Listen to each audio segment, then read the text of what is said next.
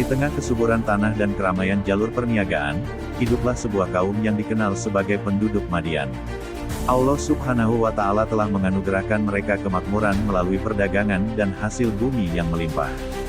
Namun, di mana ada nikmat dan potensi kebaikan, di sanalah iblis, musuh abadi umat manusia, melihat sebuah peluang emas untuk menyesatkan anak cucu Adam dari jalannya. Iblis tidak datang dengan perintah untuk kafir secara terang-terangan. Sebagaimana sumpahnya di hadapan Allah, ia akan mendatangi manusia dari muka dan belakang, dari kanan dan kiri, menghiasi keburukan hingga tampak indah di mata mereka. Kepada kaum Madian, ia menyusup melalui pintu yang paling mereka banggakan dan sibukkan diri dengannya, kelihayan mereka dalam berniaga. Iblis mulai membisikkan ke dalam hati mereka bahwa kejujuran mutlak adalah sebuah kerugian, dan keuntungan sebesar-besarnya adalah satu-satunya ukuran kesuksesan. Bisikan itu terdengar logis dan manis di telinga para pedagang yang tamak, untuk apa memberikan takaran yang pas jika sedikit pengurangan bisa menambah emas di pundi-pundimu. Ini bukan mencuri, ini adalah kelihayan berbisnis. Lihatlah, orang lain melakukannya dan mereka semakin kaya. Kecurangan kecil yang awalnya terasa salah, perlahan menjadi kebiasaan. Kebiasaan itu kemudian menjadi budaya, dan budaya itu dianggap sebagai sebuah kewajaran yang diwariskan turun-temurun. Harta yang mereka peroleh dari menipu orang lain terasa nikmat, dan hati mereka pun semakin mengeras. Ketika hati telah dibutakan oleh cinta dunia dan harta haram, iblis pun dengan mudah meniupkan bisikan kesesatan berikutnya, melupakan sang pemberi rezeki yang sesungguhnya. Ia membuat mereka percaya bahwa kemakmuran mereka bukanlah datang dari Allah, melainkan karena berkah dari Al-Aika, sekumpulan pohon rimbun yang mereka keramatkan. Mereka mulai menyembahnya, memohon padanya, dan menjadikannya sekutu bagi Allah. Maka, lengkaplah kerusakan kaum Madian. Fondasi akidah mereka hancur oleh kesyirikan, dan pilar muamalah mereka runtuh oleh kezaliman dalam perdagangan. Mereka menjadi masyarakat yang rusak dari akarnya hingga ke cabangnya. Dalam kegelapan pekat inilah, Allah dengan rahmatnya akan segera mengutus seorang juru selamat dari kalangan mereka sendiri, seorang nabi yang fasih lidahnya untuk memberi peringatan terakhir sebelum azab yang dahsyat diturunkan. Imam Ibnu Katsir memulai kisah ini dengan mengidentifikasi asal-usul kaum Madian. Mereka adalah sebuah suku bangsa Arab yang namanya berasal dari leluhur mereka, Madian bin Ibrahim. Ini adalah sebuah detail yang sangat penting, karena menunjukkan bahwa mereka adalah keturunan dari Khalilullah, Nabi Ibrahim, alaihissalam, dari istrinya yang bernama Keturah. Sebagaimana banyak kaum terdahulu, mereka pada awalnya mewarisi ajaran Tauhid, namun seiring berjalannya waktu, generasi-generasi setelahnya mulai menyimpang jauh dari jalan yang lurus. Mereka mendiami sebuah negeri yang juga disebut Madian, yang lokasinya, menurut para ahli sejarah dan tafsir, berada di dekat kota Ma'an di wilayah perbatasan Syam, sekarang meliputi Yordania, Suriah, dan sekitarnya, bersebelahan dengan Hijaz. Lokasi ini sangat strategis karena menjadi perlintasan utama kafilah-kafilah dagang yang melakukan perjalanan antara Yaman, Hijaz, menuju Syam dan Mesir. Anugerah lokasi inilah yang menjadikan perdagangan sebagai tulang punggung kehidupan dan sumber kemakmuran mereka. Namun, kemakmuran tersebut tidak diiringi dengan rasa syukur, melainkan menjadi pintu masuk bagi dua kerusakan fundamental yang mengakar dalam masyarakat mereka. Kerusakan paling mendasar yang menjangkiti kaum Madian adalah pada fondasi akidah mereka. Mereka telah meninggalkan ajaran tauhid nenek moyang mereka, Nabi Ibrahim, dan terjerumus dalam penyembahan terhadap selain Allah. Ibnu Katsir menjelaskan bahwa objek sesembahan utama mereka adalah Al-Aika, yang secara bahasa berarti sekumpulan pohon yang lebat, rimbun, dan saling melilit. Karena inilah di dalam Al-Quran mereka juga sering disebut sebagai Ashab Al-Aika, para penyembah pohon rimbun. Mereka meyakini bahwa pohon-pohon keramat inilah yang menjadi sumber kesuburan dan keberkahan bagi negeri mereka. Mereka menyembahnya, memohon perlindungan dan rezeki kepadanya, serta menjadikannya sebagai tandingan bagi Allah. Ini adalah bentuk kesyirikan yang nyata, di mana mereka mengalihkan rasa syukur dan ibadah dari Sang Pencipta alam semesta kepada ciptaannya yang tidak memiliki daya dan kekuatan apapun. Seiring dengan rusaknya hubungan mereka dengan Allah, hablun minallah, rusak pula hubungan mereka dengan sesama manusia, hablun minanas, terutama dalam urusan ekonomi yang menjadi profesi utama mereka. Ibnu Katsir menggambarkan mereka sebagai kaum yang paling buruk akhlaknya dalam hal muamalah. Kezaliman mereka termanifestasi dalam dua praktik utama. Mereka secara sistematis melakukan kecurangan dalam berdagang. Ketika membeli barang dari orang lain, mereka meminta takaran dan timbangan dipenuhi sesempurna mungkin, bahkan dilebihkan. Namun, ketika mereka menjual barang kepada orang lain, mereka dengan sengaja mengurangi takaran dan timbangan. Praktik ini begitu merajalela hingga menjadi sebuah norma sosial. Ini adalah bentuk pencurian yang terorganisir, memakan harta manusia dengan cara yang batil dan merugikan para pedagang jujur serta para pembeli yang lemah. Kejahatan mereka tidak hanya sebatas di pasar. Allah berfirman dalam surah Al-A'raf ayat 86 bahwa Nabi Syuaib memperingatkan mereka, dan janganlah kamu duduk di tiap-tiap jalan dengan menakut-nakuti dan menghalang-halangi orang yang beriman dari jalan Allah. Petik 2. Ibnu Katsir menafsirkan ayat ini dengan beberapa makna yang saling melengkapi.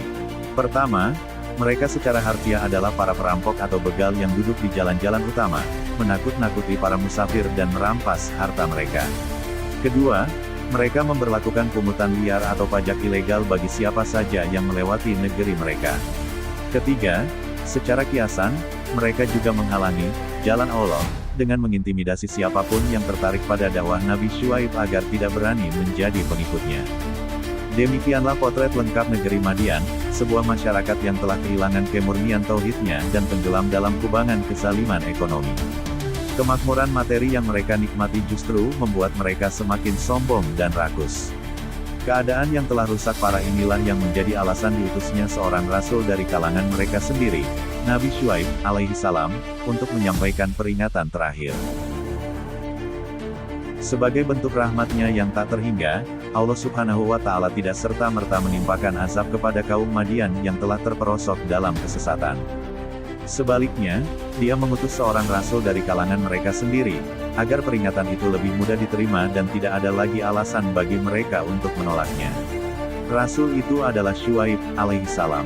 Al-Quran menyebutnya sebagai saudara mereka. Al-Quran, Surah Hud, ayat 84, yang menurut Imam Ibnu Katsir, menegaskan bahwa beliau adalah bagian dari suku mereka, seorang manusia yang mereka kenal nasab dan kejujurannya, bukan orang asing yang datang tiba-tiba. Nabi Syuaib, alaihi salam dianugerahi oleh Allah sebuah keistimewaan yang luar biasa dalam berkomunikasi. Dalam banyak riwayat dan kitab tafsir, termasuk yang dinukil oleh Ibnu Katsir, beliau digelari sebagai Khatib Al-Anbiya, yakni oratornya para nabi. Gelar ini merujuk pada kefasihan lisannya yang luar biasa, kemampuannya menyusun kata-kata yang indah namun tegas, serta logikanya yang runtut dan argumentasinya yang sangat kuat dalam menyampaikan kebenaran. Dengan mukjizat kefasihan inilah beliau memulai dakwahnya untuk membongkar kerusakan yang telah mengakar di tengah kaumnya. Dakwah Nabi Syuaib, alaihi salam, sebagaimana dijelaskan Ibnu Katsir, berdiri di atas dua pilar utama yang tidak terpisahkan, yang keduanya harus ditegakkan untuk memperbaiki suatu masyarakat. Seperti dakwah para nabi sebelumnya, seruan pertama dan utama Nabi Syuaib, alaihi salam adalah untuk mengesahkan Allah Tauhid. Beliau memulai dengan fondasi yang paling asasi. Wahai kaumku, sembahlah Allah, sekali-kali tidak ada Tuhan bagimu selainnya. Al-Quran, Surah Al-A'raf, ayat 85. Seruan ini adalah pukulan telak bagi keyakinan syirik mereka. Beliau mengajak mereka untuk menggunakan akal sehat, bagaimana mungkin mereka menyembah Al-Aika, sekumpulan pohon yang tidak bisa mendengar, melihat, apalagi memberi manfaat dan mudarat. Beliau mengajak mereka untuk kembali kepada Allah, Sang Pencipta pohon-pohon itu, Sang Pemberi rezeki yang sesungguhnya, yang telah menghamparkan bumi dan menurunkan hujan untuk kemakmuran mereka. Beliau menegaskan bahwa hanya Allah yang berhak disembah, dan segala bentuk peribadatan kepada selainnya adalah kebatilan yang nyata. Nabi Syuaib, alaihi salam mengajarkan bahwa iman yang benar kepada Allah harus tercermin dalam perilaku adil terhadap sesama manusia. Setelah pilar akidah, beliau langsung membidik kerusakan muamalah yang menjadi penyakit kronis kaum Madian. Maka sempurnakanlah takaran dan timbangan dan janganlah kamu kurangkan bagi manusia barang-barang takaran dan timbangannya, dan janganlah kamu membuat kerusakan di muka bumi sesudah Tuhan memperbaikinya. Al-Quran, Surah Al-A'raf, ayat 85. Ibnu Katsir menjelaskan bahwa perintah ini sangat spesifik dan relevan dengan kondisi mereka. Nabi Syuaib, alaihi salam memerintahkan mereka untuk berlaku adil dalam timbangan, hentikan praktik culas mengurangi timbangan saat menjual dan meminta lebih saat membeli. Menghormati hak milik orang lain, frasa, jangan kamu kurangkan bagi manusia barang-barangnya, adalah larangan umum untuk tidak merugikan orang lain dalam bentuk apapun, termasuk menipu dan merampas. Menghentikan segala bentuk kerusakan, ini mencakup larangan berbuat zalim, melakukan perampokan di jalan, menyebarkan rasa takut, dan merusak tatanan sosial yang seharusnya aman dan damai. Dalam dakwahnya, Nabi Syuaib alaihissalam menyatakan bahwa ia datang dengan bukti yang nyata bayinah dari Tuhanmu. Bayinah, ini adalah kenabiannya itu sendiri, kebenaran logis dari ajaran yang ia bawa, serta bisa jadi mukjizat-mukjizat lain yang Allah berikan kepadanya untuk menguatkan risalahnya. Beliau menutup seruan awalnya dengan sebuah nasihat yang penuh kasih, yang menyentuh kepentingan mereka sendiri. Yang demikian itu lebih baik bagimu jika betul-betul kamu orang-orang yang beriman. Nabi Syuaib alaihissalam meyakinkan mereka bahwa kejujuran dan keimanan bukanlah jalan menuju kemiskinan. Justru sebaliknya, itulah jalan terbaik yang akan mendatangkan keberkahan sejati di dunia dan keselamatan abadi di akhirat.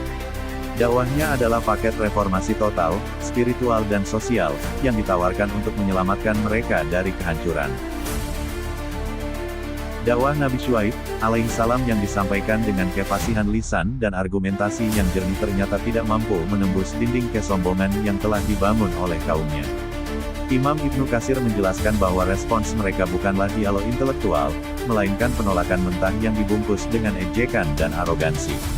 Penentangan paling keras datang dari para pemuka dan pembesar kaum Al-Mala, yaitu kelompok elit yang merasa paling dirugikan jika ajaran tentang keadilan dan kejujuran ditegakkan, karena kekayaan mereka dibangun di atas praktik kecurangan dan eksploitasi. Alih-alih merenungkan seruan untuk kembali kepada Allah dan berlaku adil, mereka justru melontarkan serangkaian tuduhan untuk mendelegitimasi kenabian Syuaib alaihissalam. Dalam Al-Quran, Surah Asy-Syu'ara, terekam bagaimana mereka berusaha meruntuhkan kredibilitasnya. Mereka berkata, sesungguhnya kamu adalah salah seorang dari orang-orang yang kena sihir, dan kamu tidak lain hanyalah seorang manusia seperti kami, dan sesungguhnya kami yakin bahwa kamu benar-benar termasuk orang-orang yang berdusta. Al-Quran, Surah Asy-Syu'ara, ayat 185-186. Mereka menuduhnya gila atau terkena sihir, musahar, sebuah tuduhan klasik kaum kafir untuk merasionalkan penolakan mereka terhadap wahyu. Mereka juga meremehkannya dengan menyatakan bahwa ia hanyalah manusia biasa, makan dan minum seperti mereka, sehingga tidak pantas ditaati. Puncaknya, mereka secara langsung menuduhnya sebagai seorang pendusta. Inti dari penolakan mereka, yang menunjukkan pola pikir materialistis dan kesetiaan buta pada tradisi, terungkap dalam dialog sarkastis yang diabadikan dalam Al-Quran, Surah Hud. Mereka tidak bisa menerima bahwa agama, yang mereka simbolkan dengan ibadah salat memiliki yurisdiksi atas kehidupan ekonomi dan sosial mereka. Mereka berkata, "Hai Syuaib, apakah salatmu menyuruh kamu agar kami meninggalkan apa yang disembah oleh bapak-bapak kami atau melarang kami memperbuat apa yang kami kehendaki tentang harta kami? Sesungguhnya kamu adalah orang yang sangat penyantun lagi berakal." Al-Quran, Surah Hud, ayat 87. Imam Ibnu Katsir menguraikan bahwa pertanyaan sinis ini mengandung dua penolakan utama. Argumen mereka untuk tetap menyembah Al-Aikah bukanlah dalil atau bukti, melainkan hanya karena itu adalah warisan nenek moyang. Ini adalah argumen lemah yang menunjukkan keengganan untuk berpikir kritis dan menerima kebenaran. Mereka memprotes intervensi ajaran Syuaib alaihissalam terhadap cara mereka mengelola harta. Mereka menganggap harta itu milik mereka sepenuhnya dan mereka berhak melakukan apa saja dengannya, termasuk dengan cara menipu dan curang. Mereka gagal paham bahwa dalam pandangan tauhid, harta adalah amanah dari Allah yang harus dikelola sesuai aturannya. Adapun kalimat penutup mereka, sesungguhnya kamu adalah orang yang sangat penyantun lagi berakal. Al-Halim Ar-Rasyid, Ibnu Katsir menegaskan bahwa ini bukanlah pujian, melainkan ejekan tingkat tinggi. Mereka memutarbalikkan kata-kata, seolah-olah berkata, "Oh, lihatlah orang yang katanya paling sabar dan paling pintar ini, yang lancang mengajari kita cara hidup." Ketika semua argumen dan ejekan tidak mampu membungkam dakwah Nabi Syuaib alaihissalam, mereka sampai pada puncak arogansinya. Mereka tidak lagi hanya menolak, tetapi menantang azab itu sendiri untuk turun, sebagai bukti bahwa mereka sama sekali tidak percaya pada ancaman yang disampaikannya. Maka jatuhkanlah atas kami gumpalan dari langit, jika kamu termasuk orang-orang yang benar. Al-Quran, Surah Asy-Syu'ara, ayat 187. Tantangan ini menunjukkan bahwa hati mereka telah tertutup rapat. Pintu dialog telah mereka hancurkan dengan kesombongan, dan dengan tindakan ini, mereka secara efektif telah menandatangani surat kebinasaan mereka sendiri di hadapan Tuhan semesta alam. Imam Ibnu Katsir menjelaskan bahwa ketika para pembesar kaum Madian gagal membantah argumentasi logis Nabi Syuaib, alaihi salam dan ejekan mereka tidak mampu menghentikan dakwahnya, mereka beralih ke taktik terakhir yang selalu digunakan oleh para penentang kebenaran saat kehabisan akal, penggunaan kekuasaan dan ancaman kekerasan. Debat intelektual telah usai, kini tirani yang berbicara. Para pemuka kaum yang sombong, al-malah, al-lazina istakbaru, yang merasa kedudukan dan hegemoni ekonomi mereka terancam, berkumpul dan mengeluarkan sebuah ultimatum yang kejam kepada Nabi Syuaib, alaihi salam dan para pengikutnya yang sedikit namun teguh imannya. Ancaman ini, yang menandai puncak dari permusuhan mereka, diabadikan dengan jelas oleh Allah Subhanahu wa Ta'ala dalam Al-Quran. Pemuka-pemuka dari kaum Syuaib yang menyombongkan diri berkata, "Sesungguhnya kami akan mengusir kamu, hai Syuaib dan orang-orang yang beriman bersamamu dari kota kami, atau kamu kembali kepada agama kami." Berkata Syuaib, "Dan apakah kamu akan mengusir kami, kendatipun kami tidak menyukainya?" Al-Quran, Surah Al-A'raf, ayat 88. Ayat ini, menurut Ibnu Katsir, memaparkan sebuah pilihan yang mustahil, sebuah dilema yang dirancang untuk menghancurkan iman. Mari kita urai ultimatum tersebut. Sesungguhnya kami akan mengusir kamu, dari kota kami. Ini adalah ancaman yang sangat berat di zaman itu. Diusir dari tanah kelahiran berarti kehilangan segalanya, rumah, harta benda, mata pencaharian, ikatan keluarga, dan perlindungan sosial. Para pengikut Nabi Syuaib, alaihi salam, yang kemungkinan besar berasal dari kalangan rakyat biasa dan kaum lemah, dihadapkan pada prospek menjadi tunawisma dan orang asing di negeri lain. Ini adalah teror psikologis dan sosial yang luar biasa. Atau kamu kembali kepada agama kami. Ini adalah alternatif yang mereka tawarkan. Kata la ta'uduna dalam bahasa Arab menunjukkan desakan dan paksaan. Mereka tidak mengajak, melainkan memerintahkan untuk kembali kepada milah mereka, yaitu jalan hidup dan kepercayaan syirik mereka. Ini menunjukkan betapa rendahnya keyakinan mereka sendiri, yang harus ditegakkan dengan paksaan, bukan dengan kerelaan hati. Ancaman ini meletakkan kaum beriman pada posisi yang sangat terjepit. Mereka dipaksa untuk memilih antara keamanan duniawi dengan mengorbankan akidah mereka, atau mempertahankan akidah mereka dengan konsekuensi kehilangan seluruh kehidupan duniawi mereka. Menghadapi ultimatum yang zalim ini, Nabi Syuaib, alaihi salam memberikan jawaban yang singkat namun syarat dengan perlawanan dan keteguhan iman. Pertanyaannya, dan apakah kamu akan mengusir kami, kendatipun kami tidak menyukainya? Bukanlah sebuah pertanyaan yang membutuhkan jawaban, melainkan sebuah pernyataan retoris yang penuh keheranan dan penolakan. Ibnu Katsir menafsirkan bahwa Nabi Syuaib, alaihi salam seakan berkata, "Begitu rendahkah kalian hingga akan memaksa kami melakukan sesuatu yang kami benci dan kami yakini sebagai sebuah kebatilan? Apakah kalian pikir paksaan dapat mengubah apa yang ada di dalam hati kami dan keyakinan kami kepada Allah?"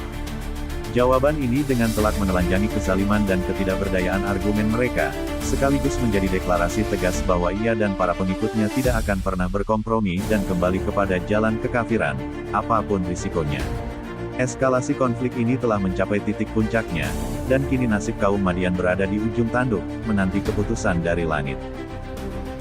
Setelah ultimatum kejam dilontarkan oleh para pemuka kaum Madian, dialog antara kebenaran dan kebatilan telah berakhir. Tidak ada lagi ruang untuk argumentasi atau perdebatan. Garis pemisah telah ditarik dengan begitu tegas, di satu sisi berdiri Nabi Syuaib, alaihi salam dan segelintir pengikutnya yang berpegang pada tauhid, di sisi lain berdiri mayoritas kaumnya yang angkuh dengan kesyirikan dan kekuasaan mereka. Imam Ibnu Katsir menggambarkan momen ini sebagai titik di mana seorang hamba dan rasul, setelah mengerahkan seluruh upaya dakwahnya, melepaskan segala daya upaya manusiawi dan beralih sepenuhnya kepada kekuatan ilahi. Dalam posisi terjepit dan dihadapkan pada ancaman pengusiran atau pemurtadan paksa, Nabi Syuaib, alaihi salam mengangkat munajatnya kepada Allah. Jawaban beliau atas ultimatum kaumnya bukanlah jawaban yang ditujukan kepada mereka lagi, melainkan sebuah deklarasi iman dan doa kepasrahan kepada Tuhannya. Deklarasi dan doa ini terangkum dalam satu ayat yang sangat kuat dalam Al-Quran, Surah Al-A'raf. Beliau memulai dengan penegasan sikap yang tak tergoyahkan. "Sungguh kami mengada-adakan kebohongan yang besar terhadap Allah, jika kami kembali kepada agamamu sesudah Allah melepaskan kami daripadanya. Dan tidaklah patut kami kembali kepadanya, kecuali jika Allah, Tuhan kami menghendaki. Pengetahuan Tuhan kami meliputi segala sesuatu. Al-Quran, Surah Al-A'raf, ayat 89. Ibnu Katsir menjelaskan bahwa kalimat ini adalah sebuah pernyataan pemutusan hubungan total, bara'ah, dari kepercayaan kaumnya.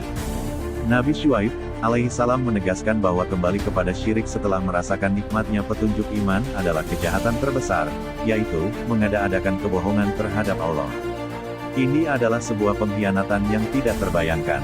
Pernyataan, sesudah Allah melepaskan kami, menunjukkan bahwa iman adalah anugerah penyelamatan dari Allah yang harus dijaga mati-matian. Selanjutnya, kalimat kecuali jika Allah, Tuhan kami menghendaki, bukanlah menunjukkan keraguan, melainkan puncak adab dan ketundukan seorang hamba. Beliau menyerahkan segala urusan, termasuk keteguhan hatinya sendiri, kepada kehendak mutlak Allah. Ini adalah pengakuan bahwa tidak ada daya dan kekuatan untuk tetap berada di jalan yang lurus kecuali atas pertolongan dan kehendak Allah semata.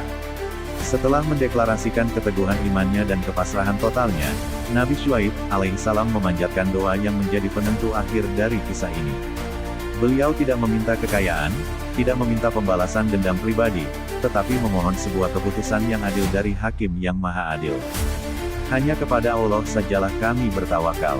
Ya Tuhan kami, berilah keputusan antara kami dan kaum kami dengan hak adil, dan Engkaulah pemberi keputusan yang sebaik-baiknya. Al-Quran, Surah Al-A'raf, ayat 89.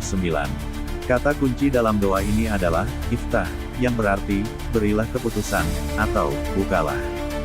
Beliau memohon kepada Allah untuk membuka persoalan yang telah terkunci ini, untuk menyingkap dengan jelas siapa yang berada di atas kebenaran dan siapa yang berada di atas kebatilan. Ini adalah permohonan untuk intervensi ilahi yang akan menjadi pemisah, furqan, antara dua kelompok.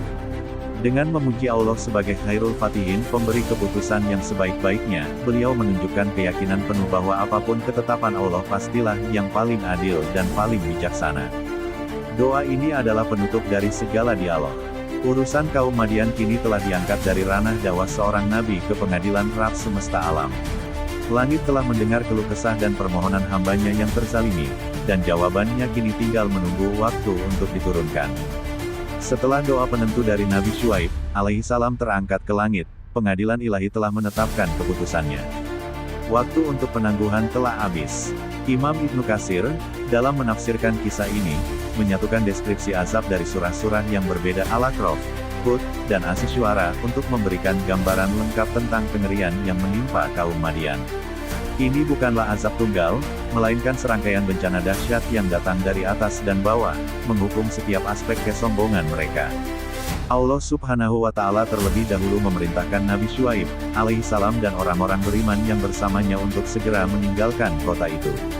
Inilah sunatullah, bahwa Allah selalu menyelamatkan para rasulnya dan pengikut mereka yang setia sebelum azab ditimpakan. Setelah orang-orang beriman berada di tempat yang aman, murka Allah pun turun menimpa kaum yang zalim itu. Azab dimulai dengan cuaca panas yang luar biasa menyengat selama 7 hari. Tidak ada air yang bisa mendinginkan mereka, tidak ada bangunan atau bayangan yang bisa memberi mereka kelegaan. Kepanasan ini begitu hebat hingga membuat mereka putus asa dan tersiksa, sebuah balasan setimpal bagi mereka yang merasa nyaman dalam panasnya, harta haram dan kesesatan. Kemudian, di tengah penderitaan mereka melihat gumpalan awan hitam pekat zuloh di langit.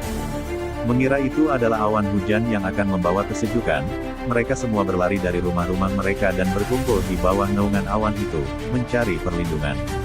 Inilah, asap hari naungan, adabu yaum az-zuloh, yang disebutkan dalam Al-Quran, Surah Asy-Syu'ara. Namun, harapan mereka berubah menjadi teror ketika awan itu justru menghujani mereka dengan percikan-percikan api yang membakar. Saat mereka panik dalam kobaran api dari atas, datanglah azab berikutnya. Tiba-tiba, dari langit terdengar es-sayhah, sebuah suara teriakan atau pekikan yang mengguntur dahsyat, yang dikirim melalui malaikat Jibril. Ibnu Katsir menjelaskan bahwa suara ini begitu mengerikan hingga mampu merobek jantung mereka dan mematikan jiwa mereka seketika. Dan orang-orang yang zalim dibinasakan oleh satu suara yang mengguntur, lalu jadilah mereka mati bergelimpangan di rumahnya. Al-Quran, Surah Hud, ayat 94. Bersamaan dengan suara yang memekakkan dari atas, bumi di bawah kaki mereka pun berguncang dengan hebat. Inilah Ar-Rajfah, gempa bumi dahsyat yang meruntuhkan semua bangunan megah mereka, menimbun mereka hidup-hidup di bawah puing-puing kesombongan mereka sendiri. Kemudian mereka dibinasakan oleh gempa bumi, maka jadilah mereka mayat-mayat yang bergelimpangan di tempat tinggal mereka. Al-Quran, Surah Al-A'raf, ayat 91. Dalam sekejap, negeri Madian yang tadinya ramai dengan pasar yang curang dan penduduk yang angkuh, kini menjadi kota mati yang sunyi senyap. Allah menggambarkan keadaan mereka setelah binasa dengan frasa yang sangat menusuk. Seolah-olah mereka belum pernah berdiam di tempat itu. Al-Quran, Surah Hud, ayat 95. Seluruh peradaban mereka, kekayaan mereka, dan jejak keberadaan mereka seakan terhapus dari muka bumi. Yang tersisa hanyalah jasad-jasad tak bernyawa yang bergelimpangan, menjadi bukti bisu atas akibat dari menentang utusan Allah. Setelah azab itu reda, Nabi Syuaib, alaihissalam menoleh ke arah reruntuhan negeri kaumnya. Beliau berpaling dari mereka bukan dengan rasa gembira, melainkan dengan perasaan telah tuntasnya sebuah tugas berat. Beliau berkata sebagaimana diabadikan dalam Al-Quran. Maka Syuaib meninggalkan mereka seraya berkata, "Hai kaumku, sesungguhnya aku telah menyampaikan kepadamu amanat-amanat Tuhanku dan aku telah memberi nasihat kepadamu. Maka bagaimana aku akan bersedih hati terhadap orang-orang yang kafir?" Al-Quran, Surah Al-A'raf, ayat 93. Beliau telah menunaikan amanahnya. Beliau telah memberi nasihat. Kebinasaan mereka bukanlah karena kegagalan dakwahnya, melainkan karena pilihan mereka sendiri untuk mengingkarinya. Kisah mereka menjadi pelajaran abadi tentang azab Allah yang pasti akan menimpa orang-orang yang menyekutukannya, berbuat curang dalam muamalah, dan mendustakan para rasulnya.